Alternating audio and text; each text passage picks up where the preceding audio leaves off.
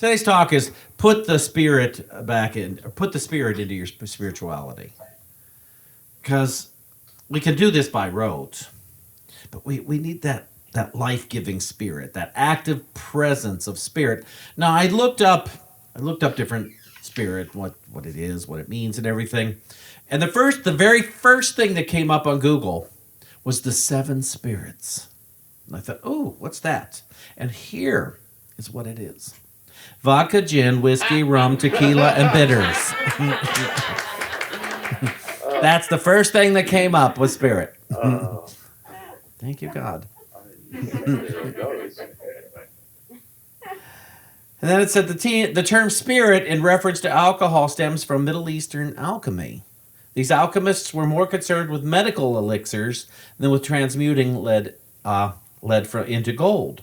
The vapor given off and collected during an alchemical process, as with distillation of alcohol, was called a spirit of the original material. Okay, that made sense to me. And so that's where we get that old that thing, spirits. Drink your spirits. And I looked up spiritualism because I wanted to know about it. I've been to some spiritualist churches and what have you in the past, and spiritualism, but I looked it up and only from regards to Charles Fillmore, Unity's co-founder. And Mr. Fillmore rejected spiritualism. And here's why, and this is why I'm going to mention it to us. In the first issue of Unity's original publication, Modern Thought, the Fillmores were quite interested in a variety of occult practices, including spiritualism. However, Charles Fillmore, without condemning the practice, soon questioned its usefulness. In an April 1928 article in Unity magazine, he explained, the principal objection to spiritualism, as it called, is that it advocates communion between souls that are in the body and souls that are out of the body, assuming that souls out of the body have super wisdom.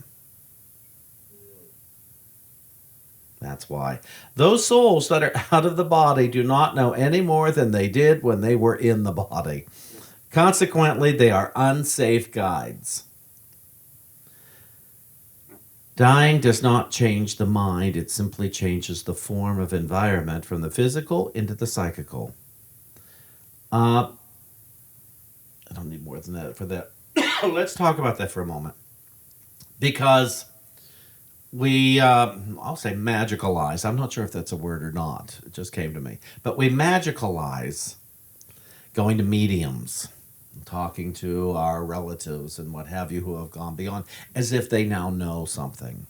And I've heard stories. I heard this and I heard that. One good friend of mine who went to a medium years ago, many years ago, and her father came through.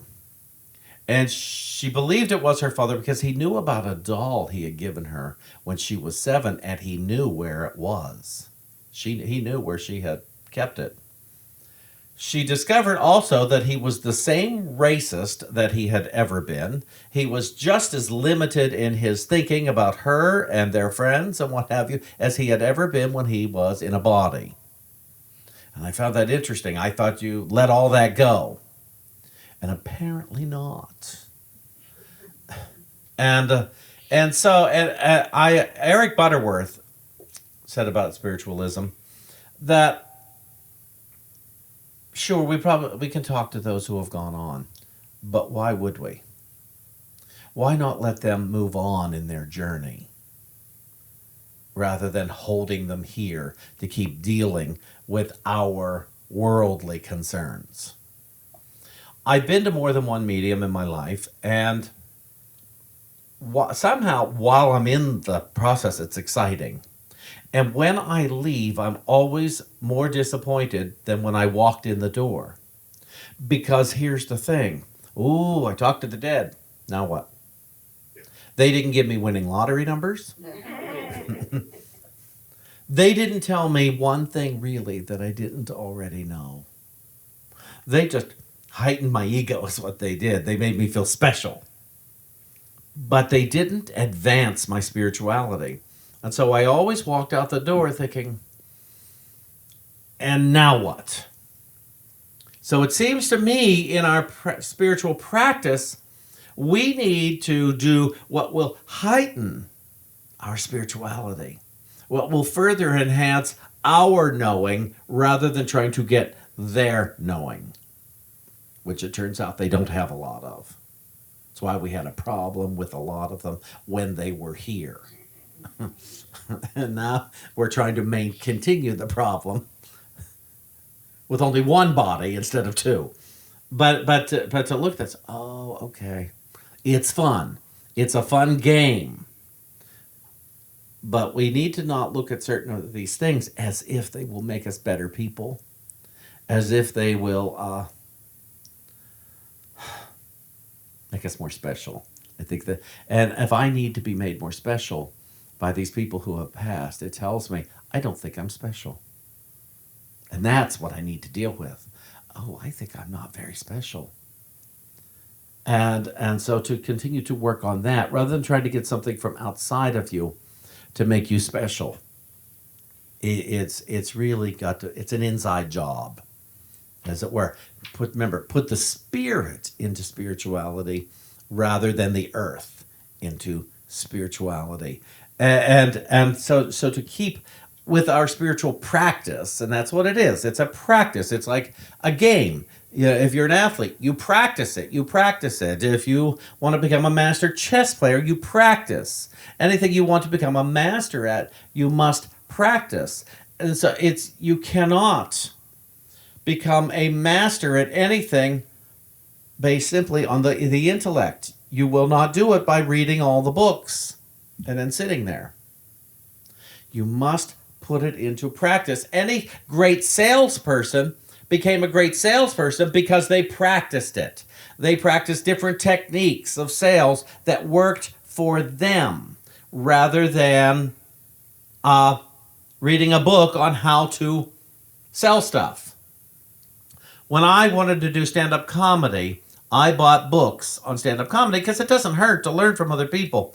The first book I opened, I couldn't even tell you who wrote it now, but she said, make a list of everything you don't like and then build a routine around that. And I thought, that is what a lot of stand-up is. It's about criticizing stuff. Oh, I hate this, and everybody laughs. And I thought, but as a spiritual being called Shawn, who's, at that point I was studying to be a minister, I thought, I can't get up on stage, even in a comedy club, and talk about everything I hate. That goes against my spiritual practice, and my spiritual practice was far more important than becoming a good comic. And so I thought, but there's got to be a way to be funny and maintain your integrity with the God of your being. And so I found new ways to do it. What I did, I'm not going to do the whole thing here, but I came out and said, I've turned to spirituality at this age and everything. And I said, so I can't get up here and complain and everything. But let me tell you, the number one complaint I hear from others, and that's how I got around it in other ways, and I'm not going into that. You'll see my act. If you want to know what it is, you have seen my act, just about everybody has. It's online. But I found a way through it there. And then from the rest of the show, I didn't complain about stuff. I swore. I used a lot of language, but I didn't get up there and make a list of everything I don't like about the world. And I don't want to do that on the pulpit either. I know ministers who can get up there and tell everybody everything they're doing wrong in life and how they are sinning and how they should be guilty, and that's why they should keep coming back to church. And what's horrifying to me is they get that message and they come back to church. I fail to understand the draw. And it could be why we do not have dozens of people here today, possibly hundreds. We have the blessed souls we have here today and online. And so what I had to learn a long time ago, and there is a saying in Unity, with the Unity movement, we have a lot of small churches, and I've been sitting on a committee of leaders who are working towards bettering the education system of Unity. And I raised my hand early on, my Zoom hand. And I said, first of all, we have got to stop saying that we have small churches. The size of a church cannot be about the numbers. The size of a church is about the consciousness. Are the people who are attending our churches thriving because of the information we're passing along, because of the encouragement we are offering? Are the people who show up, are they thriving in one way or another? If so, it's a big church. I remember years ago a minister who'd been around a lot of churches, he said, Shawn, you have the biggest small church I've ever been to. And because we have a big mentality here.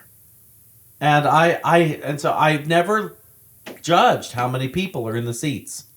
That's not true. I have, and then I have to remind myself, oh no, you don't, Shawn. You judge by letting Spirit give you an information, by going within to Spirit, the breath. See, I'm getting back there to the theme. Getting back into, is the breath of God breathing on everybody here today? Is the breath of God breathing on and through me at my invitation today?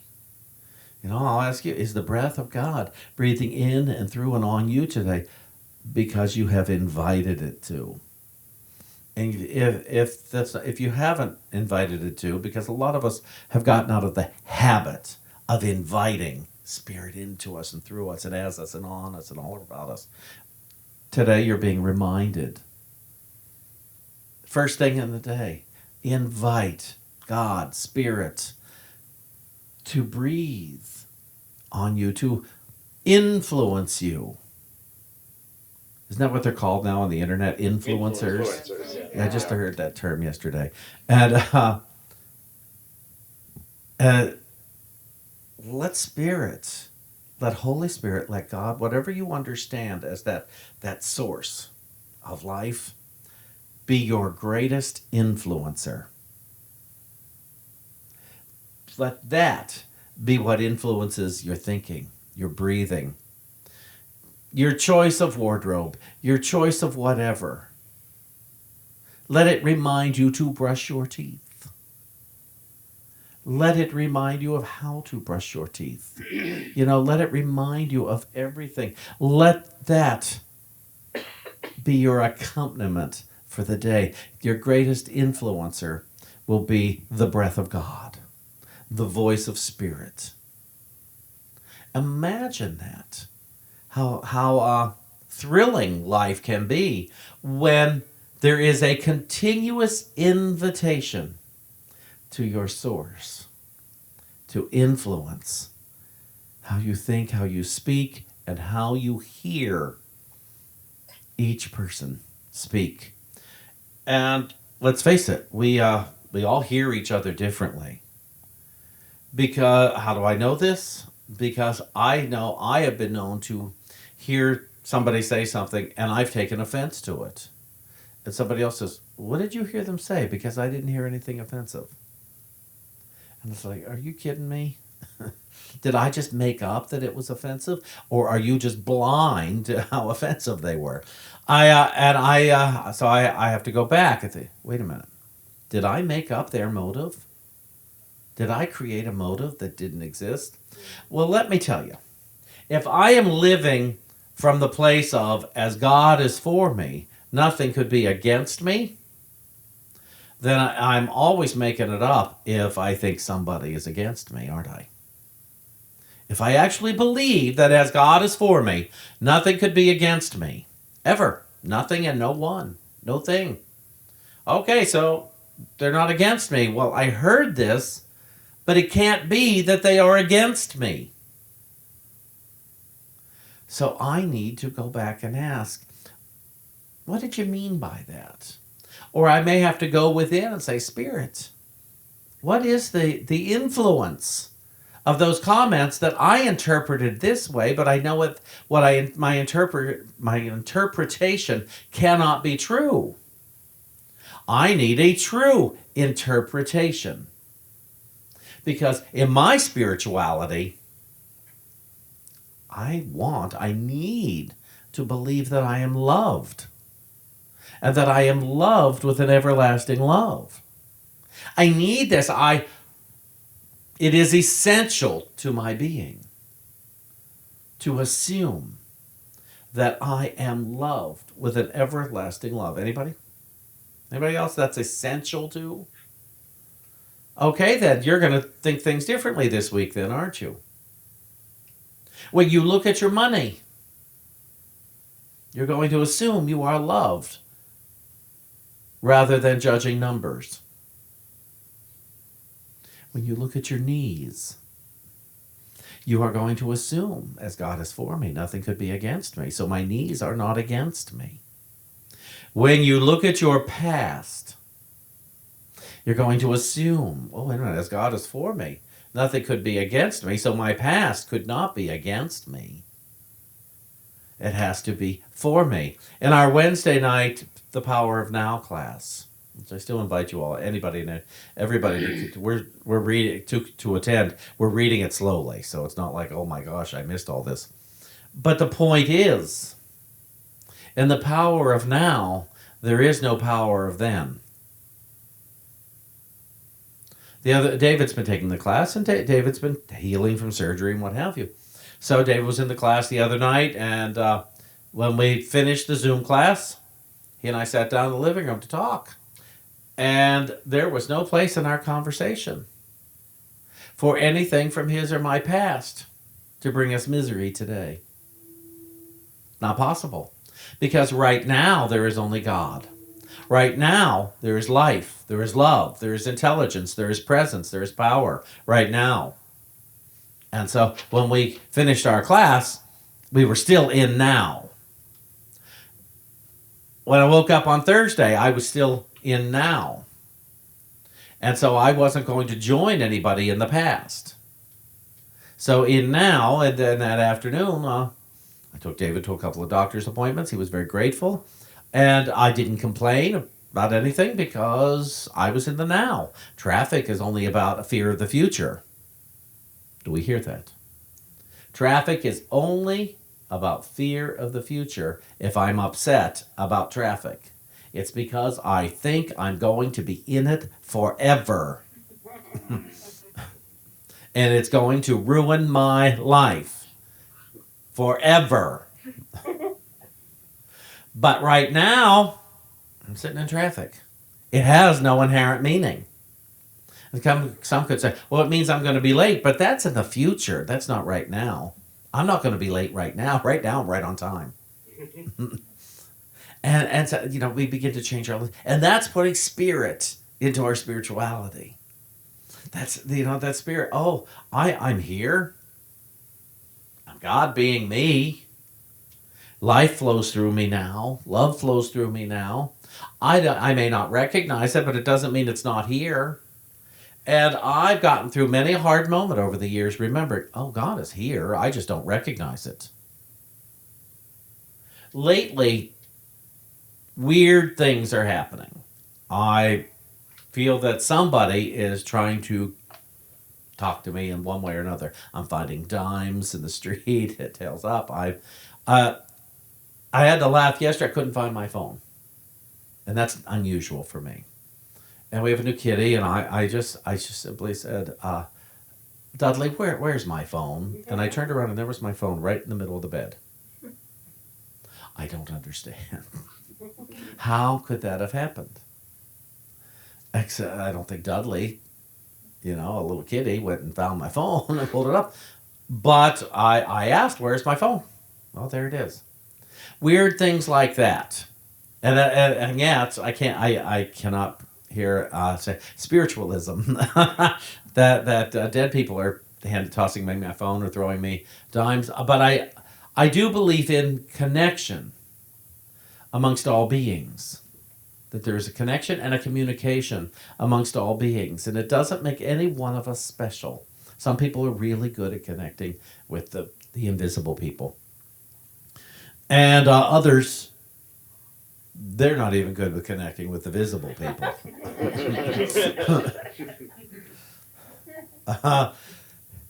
They can't connect with their husband or wife. It's And so we need to look at it and say, okay, this is what I want. I want spirit in my spirituality. I want to know that my good is here now. I want to assume my good is here now, whether I find my phone or not. I want to know that my good is here now, whether you agree with me or not. I want to know that my good is here now, even if I've made mistakes. Even, I forgot to put the donate button up today. There's a time, not that long ago, I would have been so rattled and so upset over that. Oh no, I've lost the church all this money. I haven't lost church any money. Everybody's watching today can easily go to our website and hit a donate button and do it that way. There are ways to give if somebody wants to give. I made it less easy today. You were welcome. You have to go out of your way to give. How about that? Last week, I had to walk a half a block backward to give somebody money who asked for it on the street because I had to rethink it. He asked, I have to give. And I got money out of my pocket and I walked half a block back and said, here you go. Because I had to give. The voice inside of me said, Shawn, you have to give to this person. He asked. And isn't that life and connection?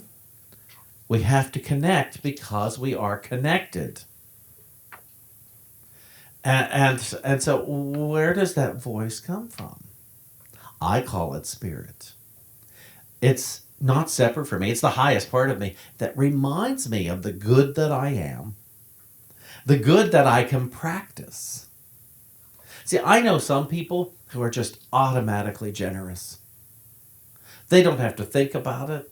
They have a yes mentality. Who here has watched Ted Lasso on Apple TV? Wow. I beg of you, watch it. Please watch this. It's worth the price of Apple TV.